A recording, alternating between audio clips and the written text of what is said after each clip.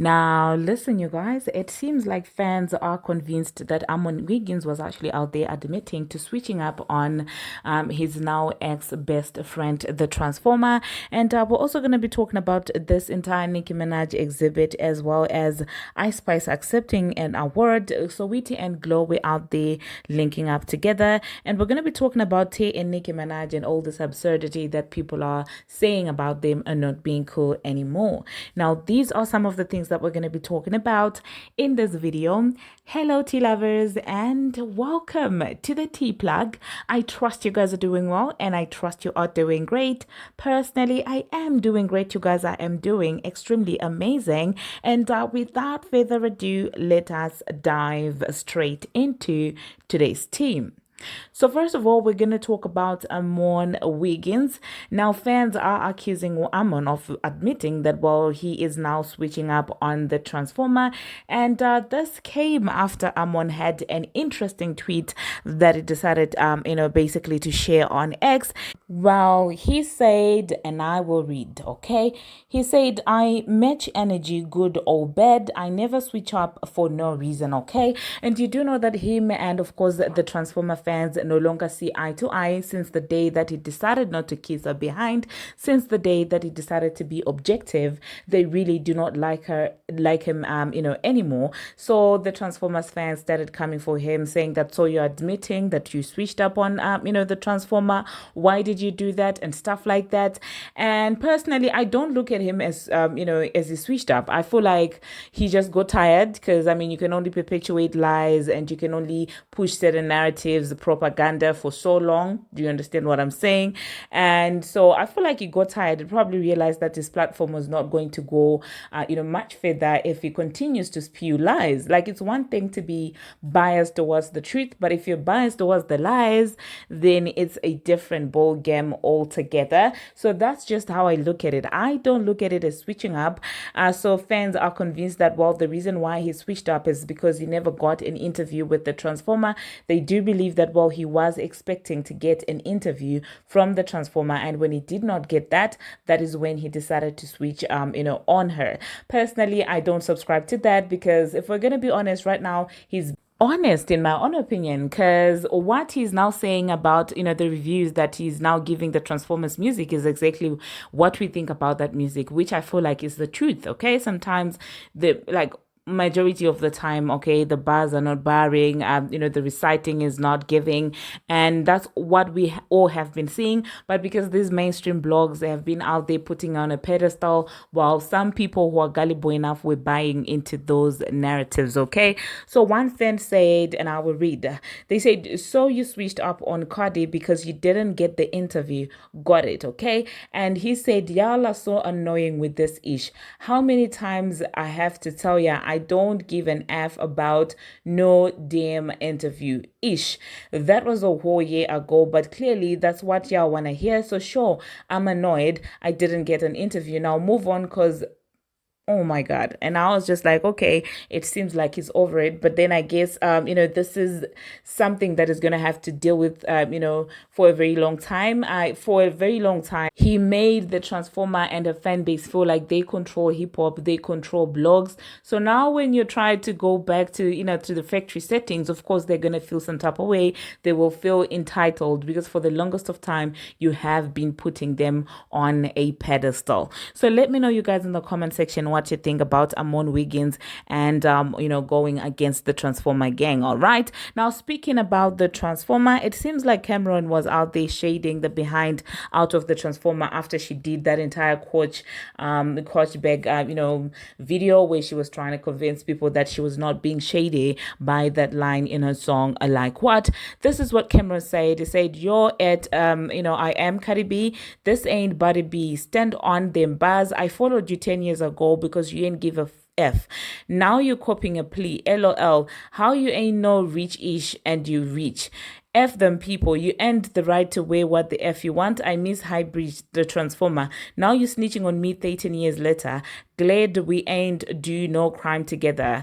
Just getting a little bit. I love you, sis. Okay. So people, felt like, he was being shady, and some people felt like, oh, well, it's just a little jokey. But that being said, let me assist you, Cameron. The reason why she's now switching up is this is not 2018 anymore.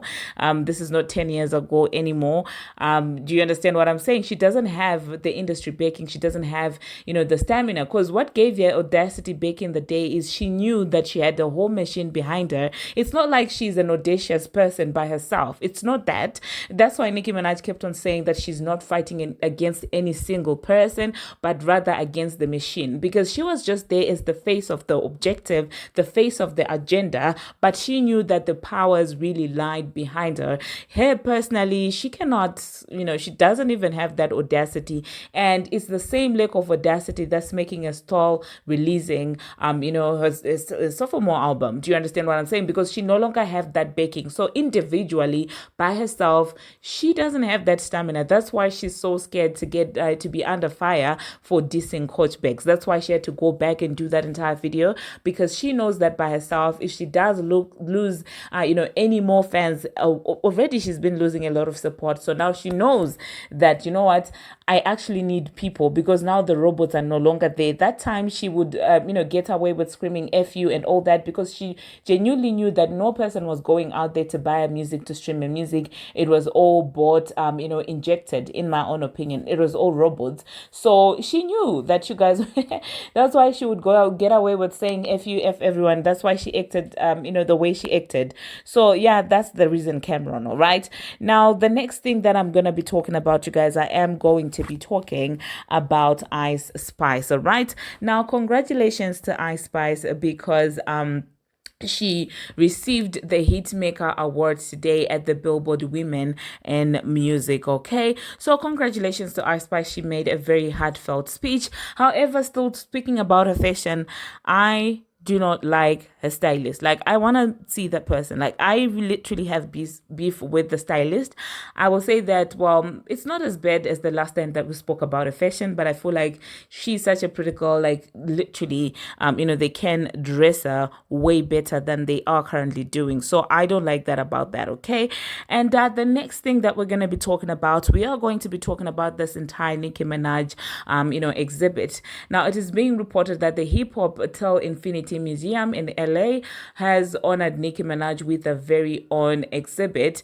And so I just wanted to say congratulations for being honored like that to Nicki Minaj. She deserves every inch, every bit of it, because she is really, she moves things, okay? Do you understand what I'm saying? She really does have that impact. She's such an influential, a legendary person, and I feel like she does deserve people to honor her, even in the form of, an exhibit. Okay, now the next thing that I'm going to be talking about, still talking about the Billboard music Women in Music event. It seems like Glorilla and Saweetie met up and they exchanged a couple of words, and it seems like they were all gelly and stuff like that. They really had beautiful charts, and we love to see that, honestly. I mean, I'm not surprised. Saweetie is a girl's girl like that, and I've told you that she's so unproblematic. Speaking about that word, somebody in the comment section was like, oh my goodness, I don't see it right when you say that Saweetie and Ice Spice are unproblematic. I don't like it at all, because you're insinuating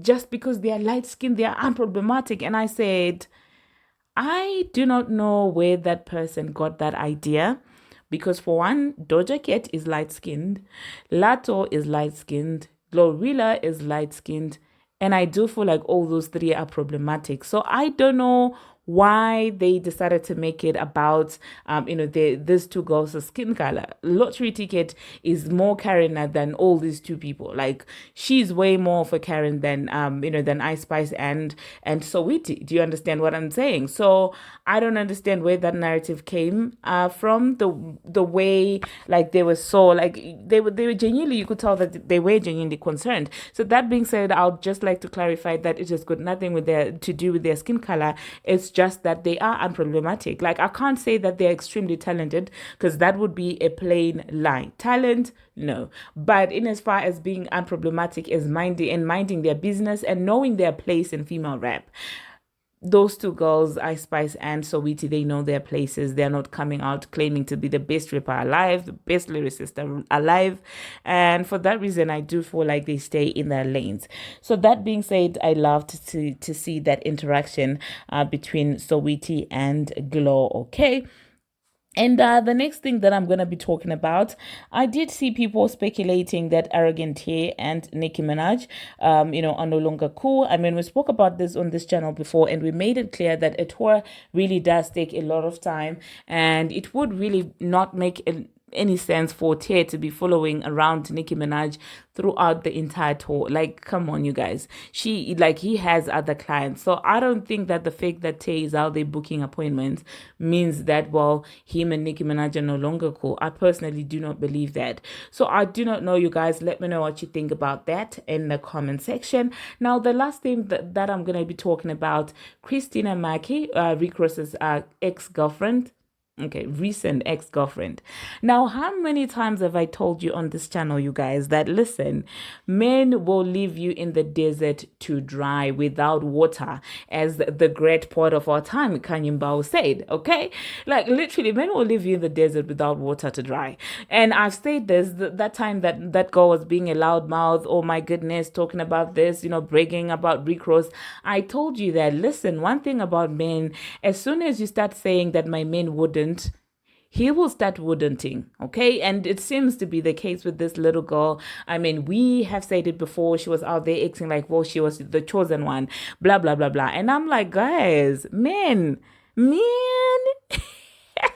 they will leave you in the desert, okay? They will leave you doing lives, explaining yourself, explaining why you got left and stuff like that, because they will start wouldn'ting. As soon as you say my man wouldn't do that, trust me, he will start wouldn'ting for some reason. As soon as you change his name and you put some heart emojis, some kissing emojis in your phone, trust me, that's when he starts wouldn'ting. I'm not kidding. So it seems like Rickross and his latest girlfriend Christina might have called it quits, okay? Not that I'm surprised, because the way that she has been moving lately, trying to prove the naysayers wrong and stuff like that, I was like, these are the signs and symptoms of a man who's about to wouldn't, okay? So now she's saying, I've never experienced getting left. I'm just not docile. I don't feel played. The sales on MackeyBoard.com are thriving, and I'm grateful. The situation was beautiful, and I meant every word during our amazing 6-month run. Just like 6 months in, you were already sitting out there saying that my men wouldn't go.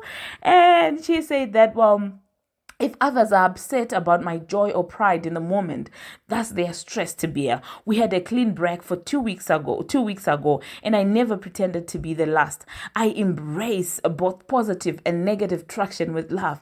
And no, I won't be appearing on anyone's podcast. But you were happy to let us in when things were going well, and you were out there telling us that your man wouldn't. Okay, now you want to come out there and talk about, oh my goodness, I don't want to sit in a podcast. Do go to a podcast. We want to hear everything about him not wouldn'ting and how he started wouldn'ting.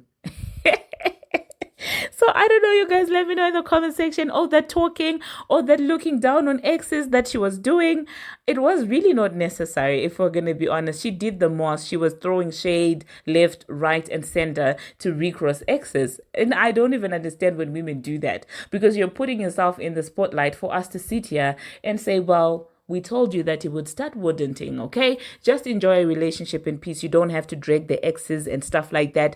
That was really petty of her. And that is the reason why, their breakup is a topic for conversation like this. It's because of the claims and the jabs that she previously threw towards other women.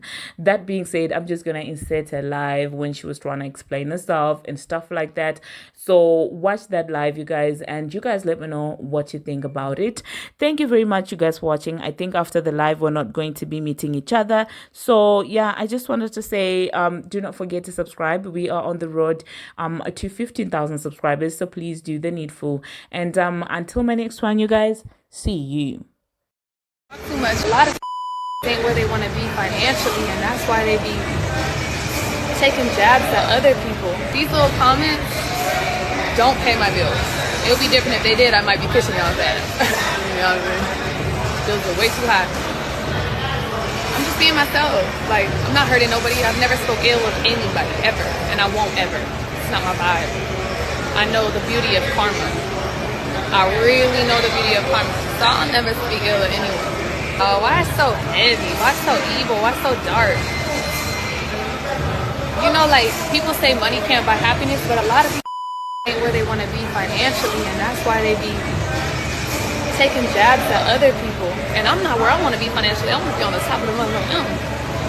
But I'm comfortable, and I worked hard for what I got, and then I got help. People be embarrassed to say they got help. I got help, babe. Good help. The best type of help. So life is good, bro. My page is good energy. Thank you. And it's gonna remain that way. Y'all with the keep your head up. And next person that say keep your head up is getting blocked. My head is not down.